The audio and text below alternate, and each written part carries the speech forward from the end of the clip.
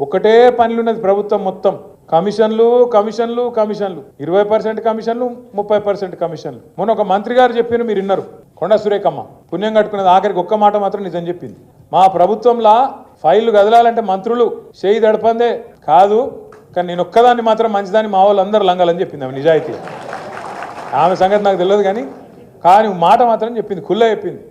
మంత్రులు పైసలు తీసుకుంటారు, ఫైళ్లు కదలాలంటే నిజాయితీగా చెప్పింది. ఇంకో తమ్ముడు ఉన్నాడు ఎమ్మెల్యే మహబూబ్ నగర్, ఆయన ఖుల్లా చెప్పిండు, కాంగ్రెస్ ఎమ్మెల్యే 30% కమిషన్ తీసుకుంటాను మా మంత్రులని.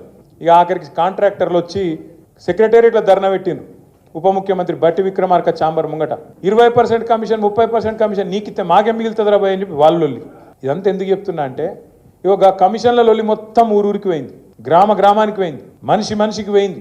వీళ్ళంతా కుంభకోణాలు ఎంత దోపిడీ చేస్తున్నారో ఈ 16-17 నెలలనే బిల్డర్లను, కాంట్రాక్టర్లను, ఆఖరికి చిన్న చిన్న నాయకులను ఎవ్వని వదలకుండా తాట తీస్తున్నారు, కమిషన్లు తింటున్నారు అనే మాట తెలిసినాక మరి పబ్లిక్ మైండ్ డైవర్ట్ చేయాలి కదా. అందుకే ముఖ్యమంత్రి ఏం చేసిండు, కేసీఆర్ గారికి కమిషన్ నోటీసులు, ఏది కాళేశ్వరం కమిషన్ నోటీసులని ఎన్నో కథ.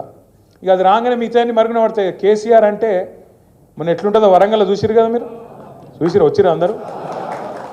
కేసీఆర్ కదిలితే మొత్తం మళ్ళీ తెలంగాణ సమాజం అంతా అక్కడికి వచ్చి వరంగల్కి వచ్చి చరిత్రలో చూడని ఒక అద్భుతమైన మీటింగ్ అద్భుతంగా విజయవంతం చేసినందుకు నిర్మల్ జిల్లా నాయకులకు, నిర్మల్ తాలూకా నాయకులకు కూడా మనస్ఫూర్తిగా ధన్యవాదాలు చెప్తున్నాను. కేసీఆర్ కదలంగానే వీళ్ళకి భయం పుట్టుకున్నది. మళ్ళీ అమ్మ కేసీఆర్ బయటికి వచ్చిండు, మళ్ళీ లక్షల మంది వచ్చిర్రు, మన పని తుస్సు.